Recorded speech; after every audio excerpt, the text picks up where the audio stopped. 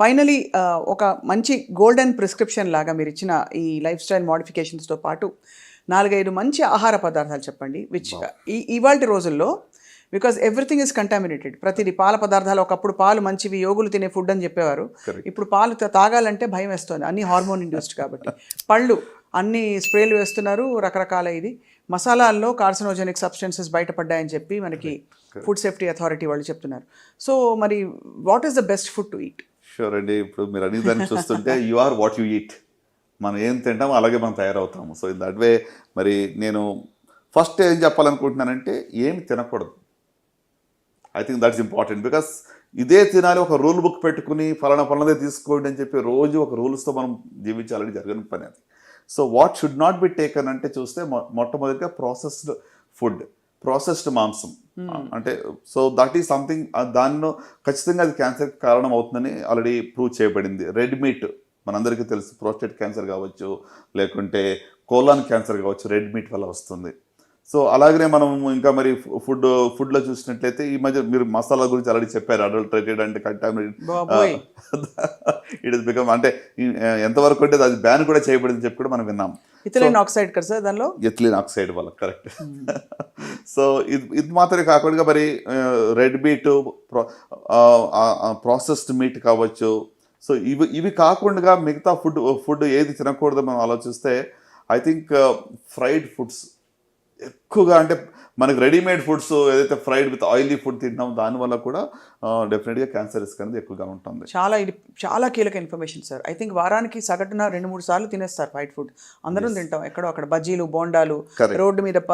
ఇప్పుడు ఇలాంటి వెదర్ ఉందంటే బయట ఖచ్చితంగా వేడి మిరపకాయ బజ్జీలు తినాలంటారు. బట్ ఇట్స్ నాట్ అడ్వైజబుల్ కదా సార్ ఫ్రాంక్లీ. అంటే మోతాదు ఇంపార్టెంట్ దేనికన్నా కూడా. అగైన్ నేను చెప్తాను, చాలా మోడరేషన్లో ఉండాలి.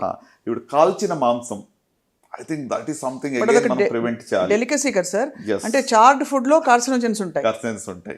సో దాంట్లో పాలీ హైడ్రోకార్బన్స్, PCL అని చెప్పి, లేకుంటే అరోమాటిక్ అమైన్స్ అని చెప్పి, ఆ కెమికల్స్ వల్ల క్యాన్సర్ వచ్చే రిస్క్ ఉంటుంది. మనం బార్బెక్యూ అని మాట్లాడతాం. Yes, it is actually very very dangerous. So కాల్చిన మాంసం కూడా ఎంతవరకు అవాయిడ్ చేస్తే మంచిది.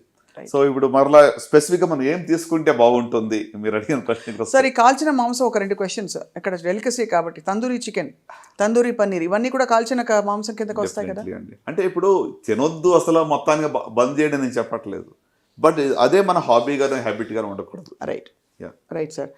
ఏం తినొచ్చు అని చెప్తే ఏం చెప్తారు ఇవాళ రోజుల్లో? మరి ఏం తినాలంటే మోస్ట్ ఇంపార్టెంట్ ఎక్కువగా ఫ్రూట్స్ అండ్ వెజిటబుల్స్ కన్సంప్షన్ చేయడం మంచిది. As far as possible vegetarian diet మంచిది, right. Consume lots of fruits and vegetables, vegetarian diet ఉంటే మంచిది. Consumption of lot of water is good.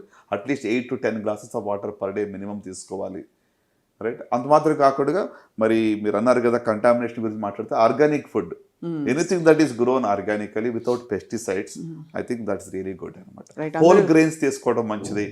Egg is good, fish is good, right. అట్లనే మనకి beans is very good for you.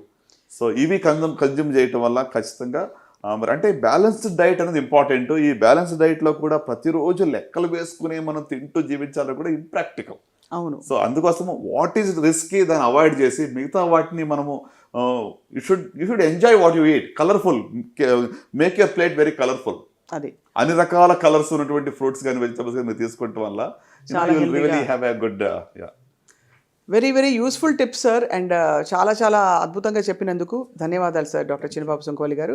ఇవాళ I think మీరు చెప్పిన clear pointers చాలామందికి ఒక దిక్సూచిగా వ్యవహరిస్తాయి. ఖచ్చితంగా లైఫ్ స్టైల్ మోడిఫికేషన్స్ చేసుకోవాల్సిన వాళ్ళు గమనిస్తారని చెప్పి ఆశిస్తున్నాం. Thank you all for watching.